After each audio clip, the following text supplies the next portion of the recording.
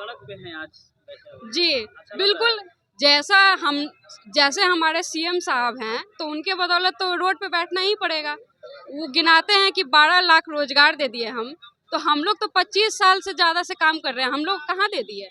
कहते हैं कि महिलाओं को हम लोग जो है आगे बढ़ा रहे हैं, फलाना चिलाना कहते हैं, हम लोग को कहाँ मिला। हम लोग से जो एसएल मिला था, विशेष अवकाश जो मिलता है वो भी छीन लिया गया, तो दिए क्या वो और छीन ही लिए। रोड ही पे ना बैठेंगे, वही है। हम लोग को वेतन का इतना दिक्कत होता है, हम लोग कितनी मांग है आप लोगों की? हमारी सिर्फ एक मांग है कि सेवा समायोजन हमारा किया जाए, डायरेक्ट पेमेंट हम लोग को दिया जाए। जो बेल्ट्रॉन और उर्मिला जो है उसको हटाया जाए। जीएसटी लगाते हैं जी। आइए, क्या नाम है आपका? मेरा नाम पूनम कुमारी हुआ। क्या कहिएगा अपनी मांग मैं को रोहतास लेकर? जिला से आई हूँ कि हमारी मांगे जो हैं वो जायज हैं। विभागीय समायोजन होना चाहिए बिना शर्त का, बिना परीक्षा का हम लोग का, क्योंकि हम लोग एक बार तो सीबीटी एग्जाम दे चुके हैं और वो भी हाई लेवल का। ऐसा भी नहीं है कि कुछ उसका लेवल कम है। हाई लेवल से टीसीएस कंपनी के द्वारा हम लोग से एग्जाम लिया जा चुका है, फिर बार बार एग्जाम क्यों लिया जा रहा है। और हम लोग को बार बार एग्जाम, अब विभागीय समायोजन के लिए संविदा होने के लिए हम लोग का एग्जाम होगा, वो भी ओपन वैकेंसी होगी। अब समझ सकते हैं कि हम लोग को केवल इसमें भी असर पड़ रहा है। केवल उम्र सीमा का छूट मिला है सर, और कुछ भी नहीं। और हम लोग 75%, 80% कार्यालय में योगदान, महत्वपूर्ण योगदान देते हैं। हम लोग के बिना कार्यालय ठप हो जाएगा, लेकिन फिर भी सरकार हमारी मांग को पूरा नहीं कर रही है। आप एक भिन्न अंग हैं, तो सरकार आखिर मांग काहे नहीं मान रही है? क्या पता नहीं सरकार के कान में जो तक नहीं रेंग रहा है।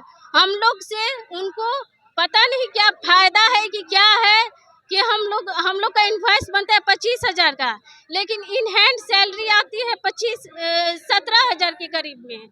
और हम लोग कोई वस्तु है कि हम लोग से जीएसटी काटा जाता है और सर्विस टैक्स 550 रुपया काटा जाता है। और हम लोग महिला हैं, सरकारी महिला को विशेष अवकाश मिलता है, लेकिन हम लोग को नहीं मिलता है सर।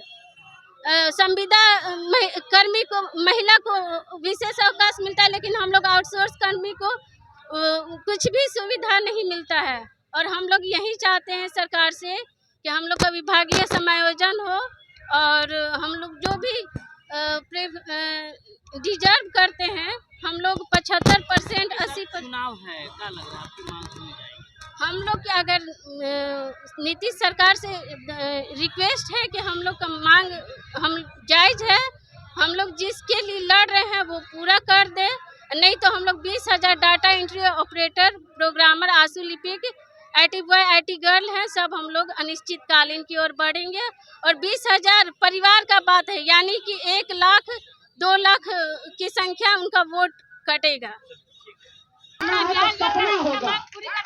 बिल्कुल करेगी, हम उसका अभिन्न अंग है, उसको करना ही पड़ेगा। हमारे बिना उसका कोई भी कार्य नहीं होता है। ऑपरेटर के बिना, प्रोग्रामर के बिना कोई भी जो टेक्निकल काम होता है कुछ नहीं हो पाता है। सारा चाहे तो ई ऑफिस हो, एस्पैरो हो, इस तरह के बहुत सारे जो है वो सिर्फ ऑपरेटर देखते हैं, उसका अलावा उनका काम नहीं होने वाला है। हर जगह हमारे ऑपरेटर है, हर जगह प्रोग्रामर है, तो हम लोग एक अभिन्न अंग है सरकार को, उसको मानना ही पड़ेगा। मानेगी भी, मानना ही है, उनका मानना पड़ेगा। नीतीश कुमार नहीं मानेंगे तो हम लोग कब तक प्रदर्शन करते रहेंगे? अगर वो नहीं करेंगे तो अनिश्चितकाल हड़ताल हम लोग करेंगे। अगर और घेराव तक करेंगे हम लोग। अगर नहीं सुनते हैं मुख्यमंत्री तो विधानसभा भी घेरेंगे, उनका आवास भी घेरेंगे, अनिश्चितकाल हड़ताल भी करेंगे।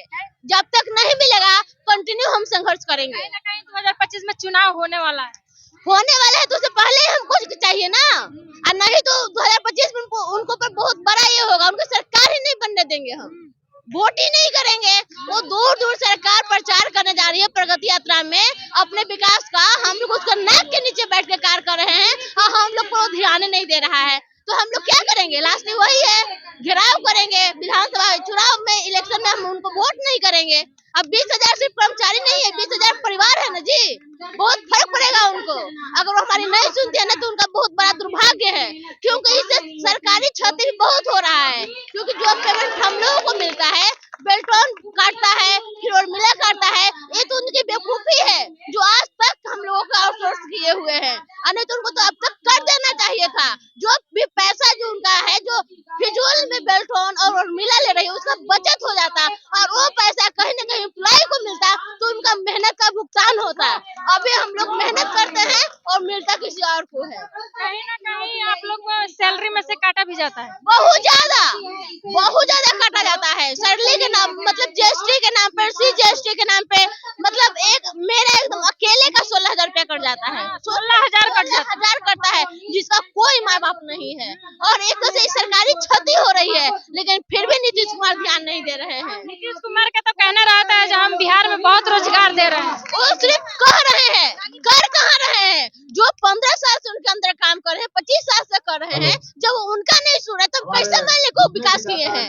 हम अक्सर लगातार हम लोग मतलब पिछले साल भी किए थे, 2 दिन का हम लोग का सैलरी कटवा कर यहाँ बैठे, उनका सुन ही नहीं रहे तो कैसे मान ले दूर बैठे हुए वाले लोगों को सुन रहे हैं। हम खुद मुख्यमंत्री सचिवालय में ऑपरेटर है, राज्यपाल सचिवालय में ऑपरेटर है, जब उन्हीं का वो भलाई नहीं कर पा रहे तो और जनता को क्या, वो झूठ जुमलाबाजी है बस उनका, और कुछ नहीं। हम लोग वो समान महिला का समान और हम लोग उनके नीचे सचिवालय में बैठकर हम लोग महिला में भेदभाव किया जाता है। सरकारी महिला को एसएल दिया जाता है, हम लोगों को नहीं दिया जाता है। सरकारी कर्मचारियों को क्षतिपूर्ति दिया जाता है, हम लोगों को नहीं दिया जाता। कैसे मान ले कि विकास हो रहा है जब हम ही लोगों को विकास नहीं हो रहा है।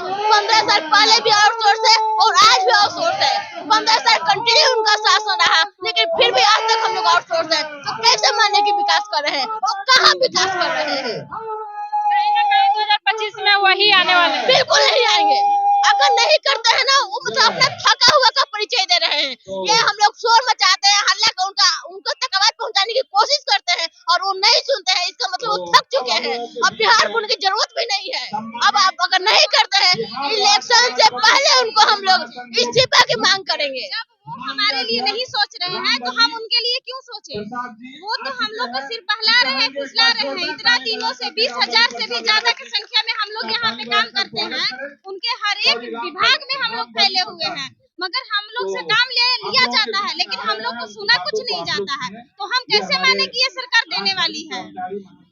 बस हम लोग को सिर्फ बहलाया जा रहा है। ये आम पब्लिक को भी झूठ मूठ के एक जुमलाबाजी कर करके और अपने तरफ से कहीं नीतीश कुमार झांसा दे रहे हैं, झांसा दे रहे हैं। और पूरा पब्लिक के साथ साथ जब हम सरकारी विभाग में कार्यरत हैं, काम